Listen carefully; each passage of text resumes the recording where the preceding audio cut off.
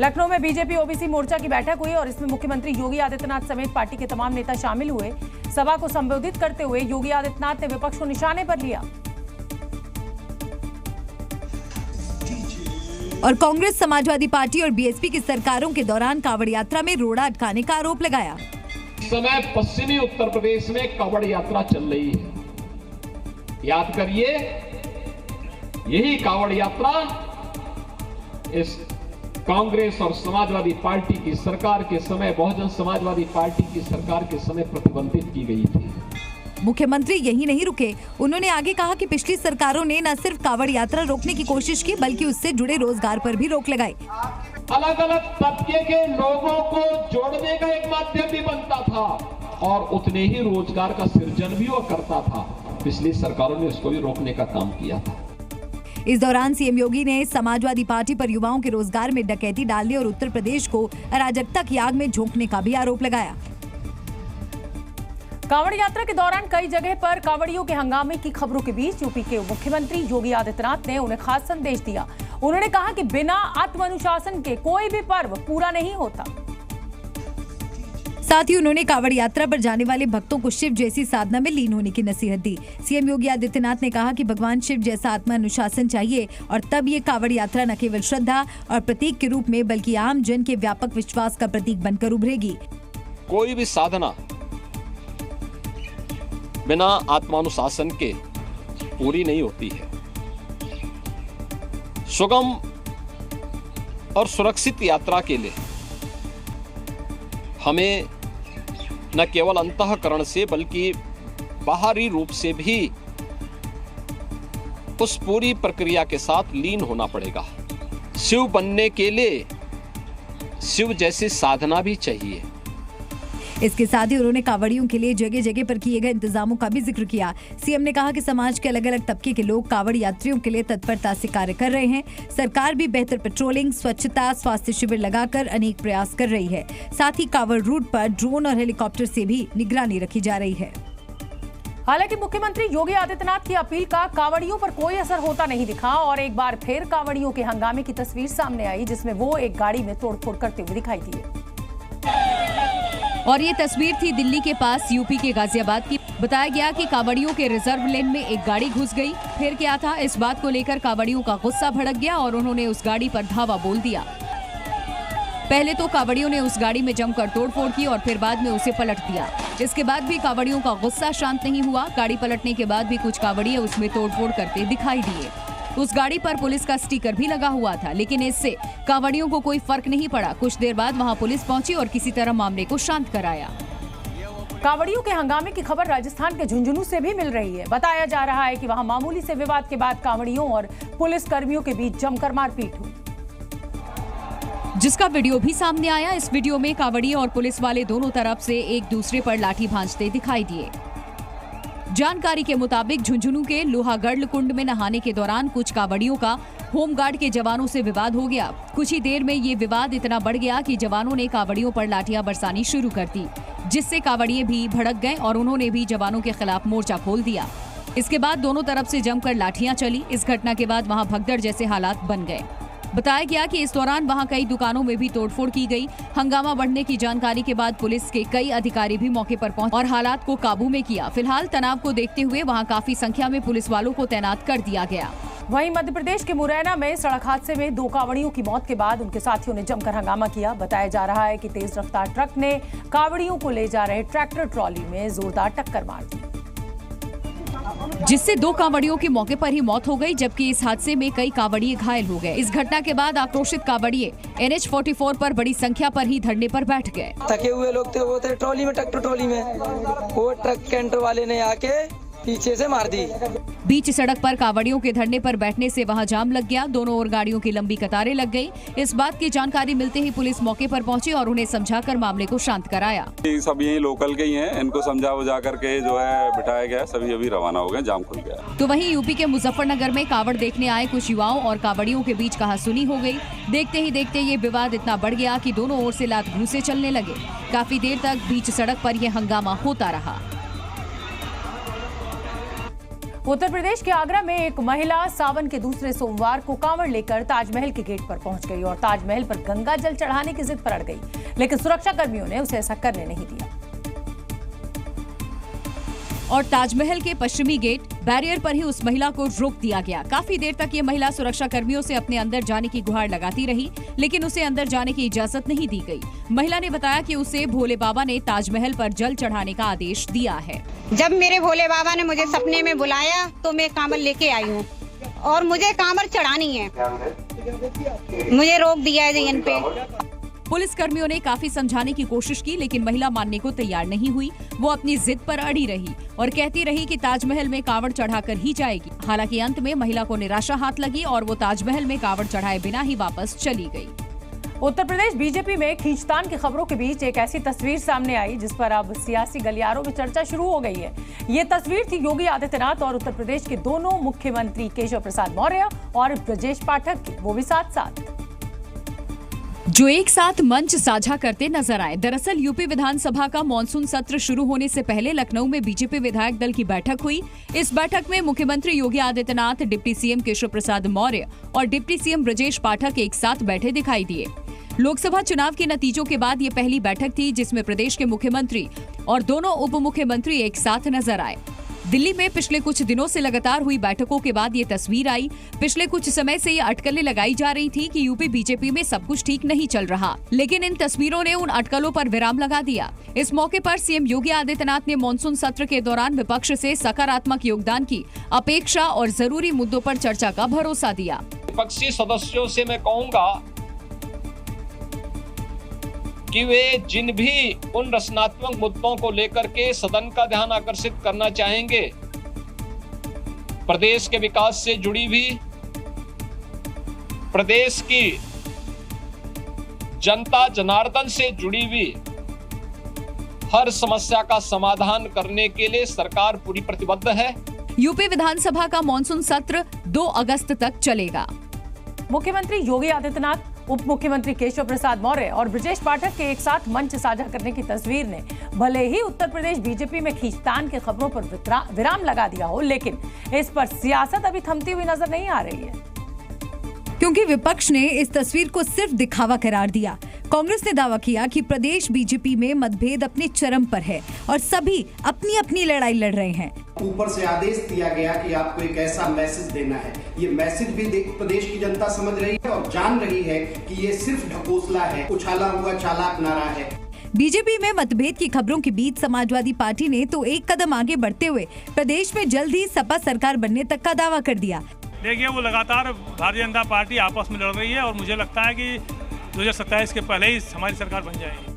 हालांकि बीजेपी ने पार्टी के अंदर किसी भी मतभेद की खबरों से साफ इनकार किया। आज से शुरू हुए यूपी विधानसभा के मॉनसून सत्र में सरकार को घेरने के लिए अखिलेश यादव ने बीएपी कार्ड यानी ब्राह्मण, अल्पसंख्यक और पिछड़ा का कार्ड चला और जिस पर सियासत अब तेज हो गई है। बीजेपी ने इस मुद्दे को लेकर समाजवादी पार्टी को घेरा है और अखिलेश यादव पर पीटीए को धोखा देने का आरोप लगाया। यूपी के डिप्टी सीएम केशव प्रसाद मौर्य ने तो यहां तक आरोप लगा दिया कि अखिलेश यादव ने अपने चाचा श्रीपाल यादव को भी नहीं छोड़ा। उनके चाचा ने कितने सपने संजोए थे, लेकिन उनकी पीठ में छुरा घोंप दिया गया। श्री अखिलेश यादव जी की असलियत जनता के सामने आ गई। पीडीए मतलब बहुत बड़ा धोखा है और हम आदरणीय माता प्रसाद पांडे जी का व्यक्तिगत तौर से बहुत सम्मान करते हैं। वो नेता प्रतिपक्ष बने हैं, उनको बधाई भी देते हैं। केशव प्रसाद मौर्य के बयान पर श्रीपाल यादव ने भी पलटवार किया। के बड़बोले मंत्री हैं, उनके पास कोई काम तो है नहीं। ये केवल लखनऊ से दिल्ली, दिल्ली से लखनऊ। सिर्फ बीजेपी ही नहीं बल्कि बीएसपी प्रमुख मायावती ने भी अखिलेश यादव पर जोरदार हमला बोला। उन्होंने सोशल मीडिया प्लेटफॉर्म पर एक पोस्ट शेयर करते हुए लिखा कि सपा मुखिया ने लोकसभा उपचुनाव में खासकर संविधान बचाने की आड़ में यहां पीडीए को गुमराह करके उनका वोट तो जरूर ले लिया, लेकिन यूपी विधानसभा में प्रतिपक्ष का नेता बनाने में जो इनकी उपेक्षा की गई, ये भी सोचने की बात है। सपा में एक जाति विशेष को छोड़कर बाकी पीडीए के लिए कोई जगह नहीं, ब्राह्मण समाज की तो कतई नहीं, क्योंकि सपा और बीजेपी सरकार में जो इनका उत्पीड़न और उपेक्षा हुई है वो किसी से छिपा नहीं। दरअसल अखिलेश यादव ने ब्राह्मण समाज में माता प्रसाद पांडे को नेता प्रतिपक्ष बनाकर, जबकि अल्पसंख्यक वर्ग से कमाल अख्तर को मुख्य सचेतक और पिछड़ा वर्ग से आर के वर्मा को उप सचेतक बनाकर बीएपी कार्ड खेला, लेकिन उनकी इस चाल पर न सिर्फ बीजेपी बल्कि मायावती ने भी जोरदार हमला बोला। संसद के मॉनसून सत्र के दौरान लोकसभा में नेता प्रतिपक्ष राहुल गांधी ने बजट पर भाषण दिया और अपने करीब 45 मिनट के भाषण के दौरान बीजेपी पर चुन कर हमला बोला। तो जो चक्रव्यूह होता है स्पीकर सर, लोकसभा में बजट भाषण पर बोलते हुए राहुल गांधी ने अपने संबोधन की शुरुआत में ही महाभारत के चक्रव्यूह का जिक्र करते हुए बीजेपी के चुनाव चिन्ह पर निशाना साधा और कमल को 21वीं सदी का चक्रव्यूह बताया। जो चक्रव्यूह होता है स्पीकर सर, वो लोटस के शेप में होता है, कमल के फूल के शेप में होता है। 21वीं सदी में सर एक नया चक्रव्यूह तैयार हुआ है स्पीकर सर, वो भी लोटस की शेप में है सर, और उसका चिन्ह प्रधानमंत्री जी अपनी छाती पर लगा के चलते हैं। इसके बाद राहुल गांधी ने बजट को लेकर एनडीए सरकार पर हमला बोला।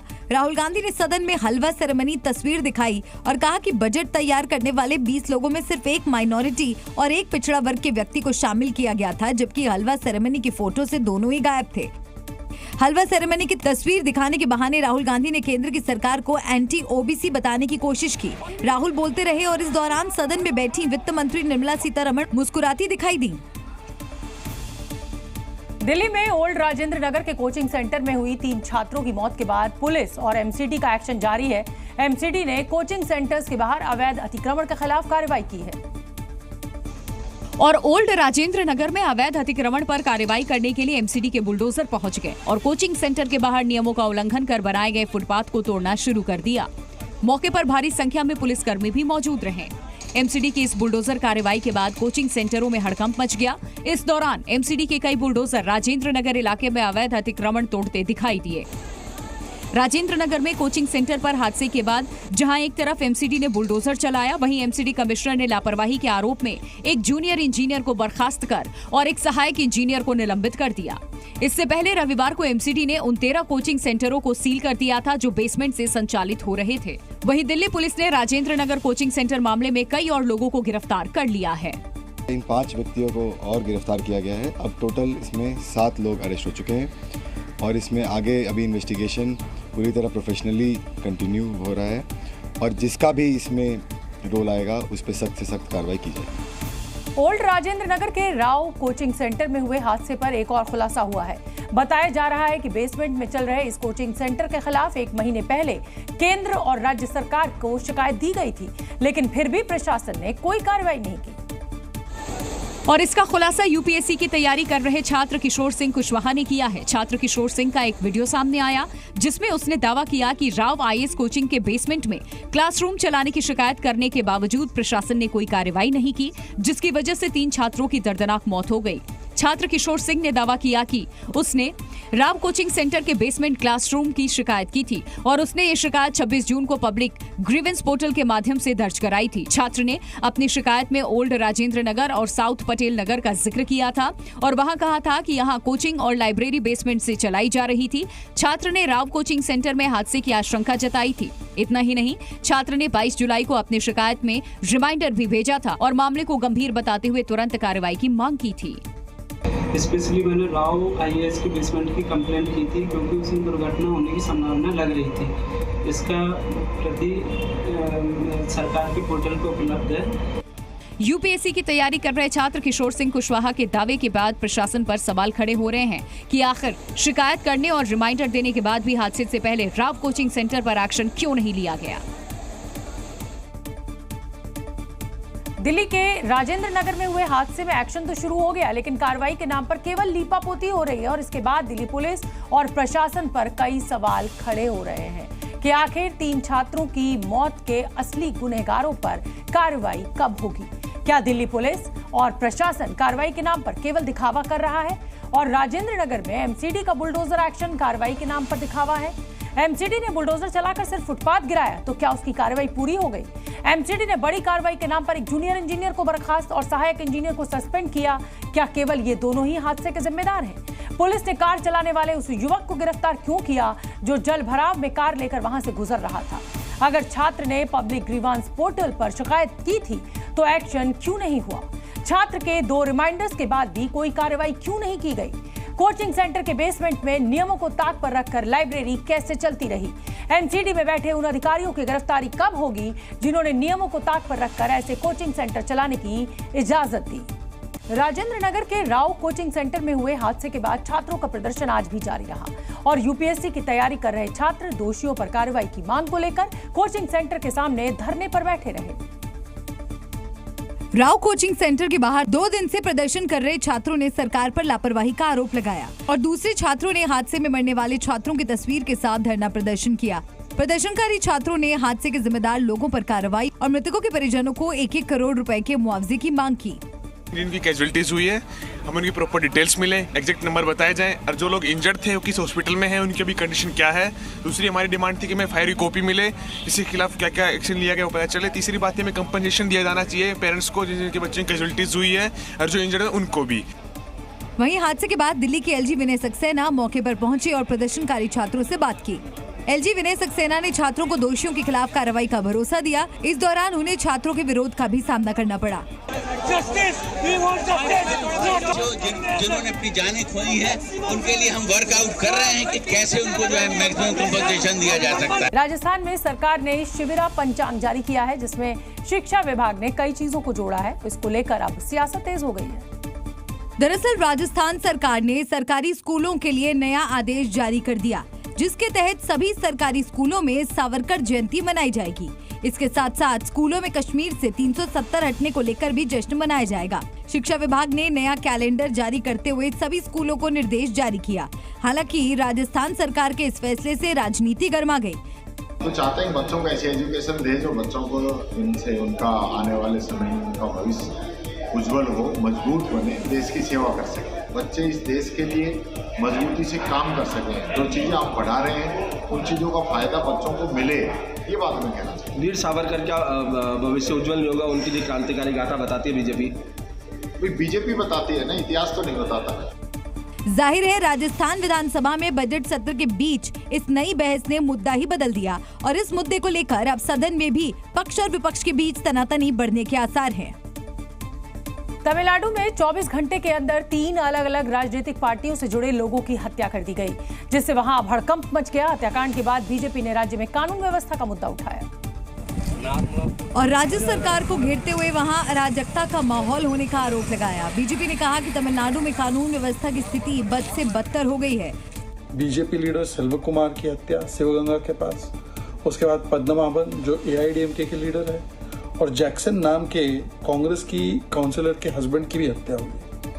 कानून व्यवस्था ध्वस्त हो चुकी है तमिलनाडु में। दरअसल वहां राजनीतिक दल से जुड़े एक के बाद एक हुई हत्या की घटनाओं ने विपक्ष को बैठे बिठाए मुद्दा दे दिया। AIADMK वार्ड सचिव पद्मनाथन की रविवार सुबह हत्या कर दी गई, तो वहीं बीजेपी के सेल्वा कुमार पर शनिवार रात को कुछ लोगों ने हमला कर दिया जिससे उनकी मौत हो गई। जबकि कन्याकुमारी में कांग्रेस पार्षद के पति जैक्सन जो कि एक ड्राइवर था उसकी हत्या कर दी गई। महिला प्रधानों के कामकाज में पतियों के दखल को लेकर इलाहाबाद हाईकोर्ट ने अब सख्त टिप्पणी की है। प्रयागराज में ही एक मामले में प्रधान पति पर 50,000 का जुर्माना लगाते हुए कोर्ट ने क्या कुछ कहा वो आप देखिए। प्रधान पति महिला सशक्तिकरण के उद्देश्य को विफल कर रहे हैं। वो अपनी प्रधान पत्नियों का इस्तेमाल रबर स्टैंप की तरह कर रहे हैं। अनाधिकृत रूप से प्रधान पति बनकर व्यक्ति पत्नी के कार्य को संभालता है। हाईकोर्ट ने यह भी कहा कि प्रधान पति शब्द उत्तर प्रदेश में व्यापक स्तर पर इस्तेमाल किया जाता है। इस तरह की कार्य संस्कृति पर चुनाव आयोग को रोक लगानी चाहिए। भविष्य में आयोग सभी प्रत्याशियों से इस आशय का हलफनामा लेना चाहेगा कि वो अपने कार्य खुद करेंगे। मध्य प्रदेश के बुरहानपुर में शराब के ठेके के सामने अंग्रेजी सिखाने का पोस्टर लगाना ठेके के मालिक को महंगा पड़ गया। प्रशासन ने ठेके के दुकानदार पर 10,000 रुपए का जुर्माना लगाया। शराब की दुकानों पर लिखा होता है कि यहाँ अंग्रेजी शराब मिलती है, लेकिन मध्य प्रदेश के बुरहानपुर में शराब के ठेके के पास लगा ये पोस्टर जरा हटके है, क्योंकि यहाँ ठेके के पास लगे पोस्टर पर शराब मिलने का नहीं, इंग्लिश सीखने का जिक्र है, जो वायरल हो रहा है। दरअसल बुरहानपुर में शाहपुर थाना इलाके में एक ठेके के मालिक ने अपनी बिक्री बढ़ाने के लिए अनोखा पोस्टर लगाया था, जिस पर दिन दहाड़े इंग्लिश बोलना सीखें लिखा था और उसके नीचे लिखा था ठेका। इस इलाके से आने जाने वाले छात्रों को लगा कि ये कोई कोचिंग सेंटर है जहां अंग्रेजी बोलना सिखाया जाता है, लेकिन जब लोग वहां गए तो पता चला कि ये शराब की दुकान है। स्कूल के बच्चे आते जाते रहते हैं तो वो देखते हैं ना कि यानी दिन दहाड़े इंग्लिश बोलना सीखे, यानी उनका कहने का मतलब ऐसा हो रहा है कि कोई भी बच्चा या पीए और यानी इंग्लिश बोलना सीखे। जिसके बाद छात्रों ने इसकी शिकायत जिला कलेक्टर से की और जिला कलेक्टर ने आबकारी विभाग के जरिए ठेके के मालिक को नोटिस भिजवाया और मामले की जांच के आदेश दिए। जिसके बाद छात्रों का आरोप सही पाए जाने पर ठेके के दुकानदार को पोस्टर हटाने और उस पर 10,000 रुपए का जुर्माना लगाया गया। छत्तीसगढ़ के अंबिकापुर में उत्तर प्रदेश की तर्ज पर प्रशासन का बुलडोजर एक्शन देखने को मिला। वहां अवैध अतिक्रमण हटाने के लिए बुलडोजर कार्रवाई की जा रही है। कब्जा कर बनाए गए होटल, लॉन और दैनिक अखबार के दफ्तर को ढहा दिया गया। दरअसल नमनाकला इलाके में 70 डिसमल जमीन से कब्जा खाली कराया। अवैध कब्जे को हटाने के लिए 6 बुलडोजर लेकर कार्रवाई की गई। जिले के राजस्व अधिकारी और नगर निगम की टीम सहित पुलिस की बड़ी टीम भी मौजूद रही। प्रशासनिक टीम ने 23 जुलाई को कब्जा हटाने का नोटिस भी चस्पा किया था। सुबह सामानों को बाहर निकालने के लिए कब्जाधारियों को कुछ समय भी दिया गया। सामानों को हटाए जाने के बाद बुलडोजर से होटल के कमरों, लॉन को तोड़ दिया गया। टीम ने दैनिक अखबार के दफ्तर में रखी प्रिंटिंग की मशीनों को नहीं तोड़ा, मशीनों को हटाने के लिए मोहलत दी गई। वहीं दैनिक अखबार के सह संपादक भूपेंद्र सिंह ने कहा कि भ्रष्टाचार की खबर छापने की वजह से छत्तीसगढ़ के हेल्थ मिनिस्टर ने ये द्वेषपूर्ण कार्रवाई की। छत्तीसगढ़ का कोरबा जिला घने जंगलों और पहाड़ों से घिरा हुआ है, जहां कई तरह के जंगली जीव जंतु पाए जाते हैं और इसमें सबसे खास है किंग कोबरा, जिन्हें बचाने के लिए अब वन विभाग ने एक बड़ा कदम उठाया है। और किंग कोबरा के संरक्षण के लिए स्नेक पार्क बनाने की तैयारी चल रही है। पिछले 6 महीने से इसके संरक्षण के लिए सर्वे का काम चल रहा है, जो 6 महीने और चलेगा। दरअसल छत्तीसगढ़ का कोरबा जिला भारत में किंग कोबरा का एकमात्र ठिकाना है। यहाँ के पसर खेत और उसके आसपास के इलाके में किंग कोबरा निवास करते हैं, जिसे किंग कोबरा के रहने के लिए उपयुक्त माना गया है। किंग कोबरा हमारे क्षेत्र में पाया जाता है और इनके संरक्षण की आवश्यकता है। सांपों को लेकर कुछ महीनों पहले एक रिसर्च हुआ था, जिसमें ये पाया गया था कि करीब 1000 सांपों को लोगों के घरों और उनके बीच से पकड़कर रेस्क्यू किया गया था। कुछ लोग तो सांपों को छोड़ देते हैं, लेकिन कुछ लोग जागरूकता की कमी के चलते इन्हें मार देते हैं। ऐसे में इन सांपों के संरक्षण को लेकर सरकार स्नेक पार्क बनाने पर जोर दे रही है। ग्लोबल वार्मिंग से पिघल रहे गंगोत्री ग्लेशियर को लेकर एक अच्छी खबर आई है। उत्तराखंड में स्थित हिमालय की चोटियों पर बसे ग्लेशियर की सेहत सुधरी है। वाडिया इंस्टीट्यूट के वैज्ञानिकों की रिपोर्ट के मुताबिक ग्लोबल वार्मिंग का प्रकोप झेल रहे गंगोत्री ग्लेशियर का आकार 1 साल में 18% बढ़ा है। वाडिया इंस्टीट्यूट की रिपोर्ट के अनुसार जून 2023 में गंगोत्री ग्लेशियर 69% रह गया था, लेकिन इस बार हिमालय में अच्छी बर्फबारी हुई, जिससे मार्च 2024 तक ग्लेशियर पर बर्फ का आवरण 86% तक पहुंच गया है। वैज्ञानिकों का यह भी अनुमान है कि इससे इस साल सर्दियों में गंगा में पर्याप्त पानी रहेगा। इससे उत्तराखंड से लेकर बंगाल तक पानी की कमी नहीं होगी। खासकर गंगा बेसिन के किनारे रहने वाले करोड़ों लोगों को इसका फायदा मिलेगा। वैज्ञानिकों के मुताबिक ग्लेशियर की सेहत में सुधार देखा गया है। महाराष्ट्र के चंद्रपुर में दहाड़ मारते सैलाब को चुनौती देना कार सवार युवकों को भारी पड़ गया। 2 युवकों ने उफनाए हुए पुल से कार निकालने की कोशिश की और तभी ये हादसा हो गया। और देखते ही देखते एक कार नदी में बह गई। कार जैसे ही पुल से नदी में गिरी, कार सवार एक युवक ने तुरंत कार से छलांग लगा दी, लेकिन कार में सवार दूसरा युवक बाहर नहीं निकल सका। उसने भी अपनी जान बचाने के लिए नदी में छलांग लगाई, लेकिन जब वो डूबने लगा तो वो दोबारा कार के अंदर चला गया। इस मंजर को देखकर वहां चीख पुकार मच गई और लोग मदद के लिए गुहार लगाने लगे।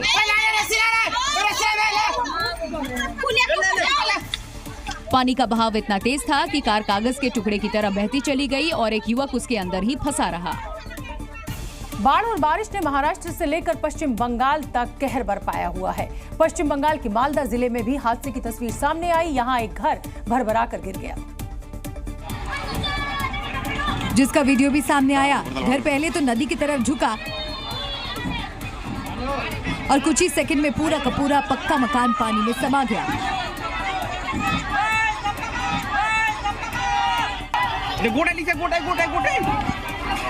बाढ़ कितनी विकराल है, इसका अंदाजा इन तस्वीरों को देखकर लगाया जा सकता है कि मात्र कुछ ही सेकंड में पूरा घर नदी के अंदर डूब गया और उसका एक अंश भी नजर नहीं आ रहा था। स्थानीय लोगों का अनुमान है कि शमशेरगंज में नदी किनारे बने 5 से 7 घर किसी भी वक्त बाढ़ में समा सकते हैं, इसलिए लोगों ने डर के मारे पलायन शुरू कर दिया है। स्थानीय लोग अपने बच्चों को लेकर रिश्तेदारों के यहाँ जा रहे हैं। सबसे ज्यादा मुसीबत इन दिनों पहाड़ी इलाकों में है। हिमाचल प्रदेश के शिमला में आज पहाड़ों से अचानक पत्थर बरसने लगे। लैंडस्लाइड इतना भयंकर था कि लोगों की सांसें थम गई। और शिमला के भराड़ी रोड पर अचानक लैंडस्लाइड हुआ। वहां से जो तस्वीरें सामने आई उसमें दिखा कि जब गाड़ियां सड़क से निकल रही थी तभी पहाड़ी से अचानक मलबा गिरने लगा। मलबा गिरता देख तुरंत लोगों ने अपनी अपनी गाड़ियों को रोक दी और डर के मारे लोग अपनी अपनी कार से निकलकर बाहर आ गए। लैंडस्लाइड की वजह से शिमला के भराड़ी रोड में बड़ा मोड़ के पास सड़क बंद हो गई, लेकिन गनीमत रही कि जब गोली की रफ्तार से पहाड़ों से पत्थर गिरे तो कोई गाड़ी उसकी चपेट में नहीं आई। उधर उत्तराखंड के गंगोत्री धाम में भी ग्लेशियर फटने से सैलाब आ गया है। भागीरथी नदी उफान पर है और लहरों के बीच में जो कोई भी आया नदी उसे अपने साथ बहा कर ले गई। और बाढ़ की विनाश लीला को दिखाती एक तस्वीर उत्तरकाशी से सामने आई। यहाँ नदी किनारे बना शिवानंद आश्रम ताश के पत्तों की तरह बिखर गया।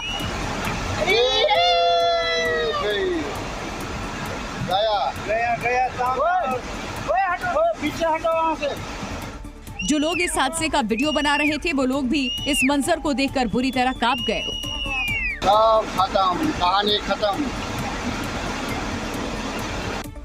उत्तरकाशी में ग्लेशियर फटने के बाद से तबाही मची। दर्जनों गेस्ट हाउस और आश्रम बाढ़ की चपेट में है। सैलाब ने इस गेस्ट हाउस को चारों तरफ से घेर लिया है और जो होटल्स और आश्रम जर्जर हैं उनके गिरने का खतरा मंडरा रहा है। तो देश भर में बाढ़ से हाहाकार मचा हुआ है, लेकिन कुछ लोग बाढ़ में भी मजा ढूंढ रहे हैं। मध्य प्रदेश के मंडला जिले से ऐसी ही तस्वीरें सामने आई हैं, जहां कुछ युवक बाढ़ से उफनाए रास्तों को पार करते हुए दिख रहे हैं। और जो वीडियो सामने आया उसमें कुछ स्टंटबाज बाइक पर ट्रिपल सवार होकर बाढ़ के पानी के बीच से निकले और सड़क की दूसरी तरफ चले गए। बहुत सुंदर। इसके बाद बाइक सवार ये लोग दोबारा उफनाए रास्ते को पार करके वापस आए। इस दौरान कई बार बाइक का बैलेंस बिगड़ता दिखा और बाइक डगमगाने लग गई। लेकिन स्टंट के जुनून में इन युवाओं ने अपनी जान की बाजी लगा दी और कई बार उफनाई नर्मदा नदी को पार किया। वो तो गनीमत रही कि पानी का बहाव ज्यादा तेज नहीं था, वरना लहरों को चुनौती देना भारी पड़ सकता था। बेहिसाब बारिश अपने साथ मुसीबतें लेकर आई है, लेकिन इस बारिश ने भ्रष्टाचार की भी पोल खोल दी है। मध्य प्रदेश के कटनी में बाढ़ और बारिश से एक सड़क ही बह गई। और कटनी जिले के ढीमरखेड़ा में और पानुमरिया में सड़क टूटने और बह जाने की वजह से रास्ते बंद हो गए। घोगरा से परसेल रोड उस पानी के बहाव में पूरी तरह बह गई, जिससे परसेल गांव की कनेक्टिविटी, उधर का जो आवागमन है पूरी तरह बाधित हो गया।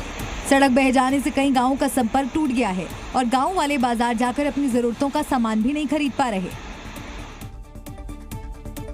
वहीं मध्य प्रदेश के खरगोन में हुई तेज बारिश ने लोगों का जीना मुहाल कर दिया है। बारिश की वजह से रास्ते जलमग्न हो गए हैं और इसी वजह से सड़क पर गड्ढे दिखाई नहीं दे रहे हैं।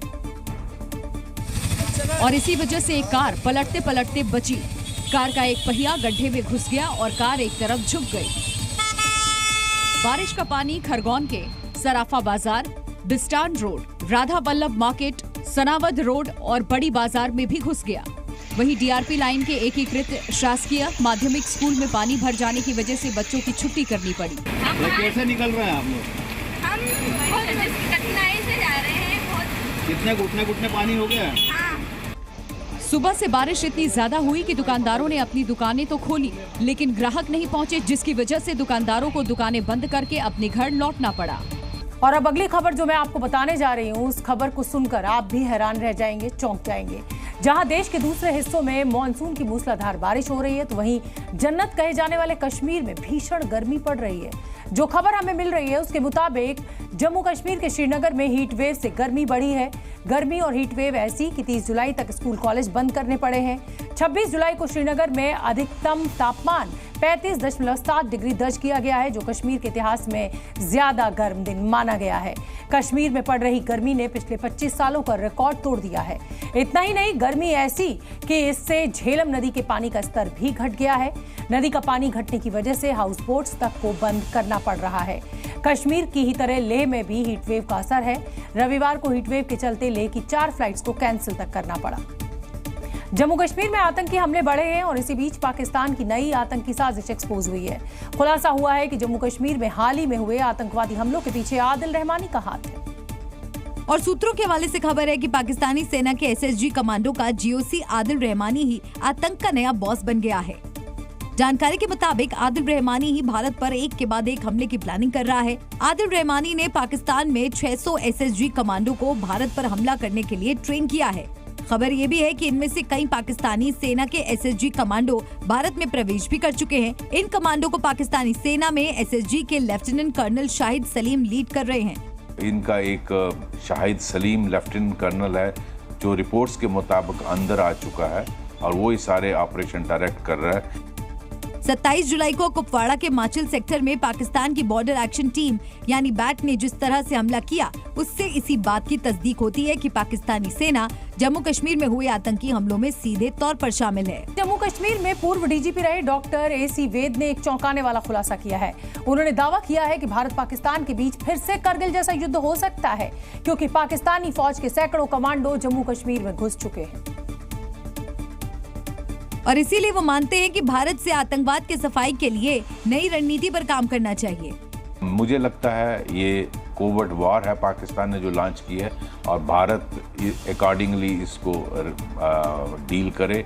बताया जा रहा है कि जो आतंकी और आतंकी संगठन अभी तक ढीले पड़ गए थे, अब उन्होंने भी जम्मू कश्मीर में अपना नेटवर्क बढ़ाना शुरू कर दिया है, जिसमें कि उन्हें लॉजिस्टिक सपोर्ट प्रोवाइड करना, हथियार प्रोवाइड करने के साथ साथ एरिया की समझ बताने के लिए ओवरग्राउंड वर्कर्स का इस्तेमाल जो है वो लगातार कर रहे हैं। इसके अलावा ये भी जानकारी सामने आई कि पाकिस्तान ने 2 और बटालियन तैयार की हैं, जो जम्मू कश्मीर में हमला करने के लिए तैयार बैठी हैं। हालांकि भारतीय सेना भी अलर्ट है और पाकिस्तान की हर एक साजिश का मुंहतोड़ जवाब दिया जाएगा। पाकिस्तान के बलूचिस्तान में विरोध प्रदर्शन तेज हो गया है और इसके चलते अब बलूचिस्तान में कर्फ्यू जैसे हालात पैदा हो गए हैं। विरोध प्रदर्शन के दौरान पाकिस्तानी सेना ने फायरिंग की और करीब 62 प्रदर्शनकारियों को गिरफ्तार किया गया। कंगाली के मुहाने पर खड़े पाकिस्तानी अब बलूचिस्तान के लोगों को अपना निशाना बनाते नजर आए। पाकिस्तान के अशांत प्रांत बलूचिस्तान में कर्फ्यू जैसी स्थिति तब पैदा हो गई। दरअसल बलूचिस्तान के लोग सेना की कार्रवाई के खिलाफ विरोध प्रदर्शन कर रहे हैं।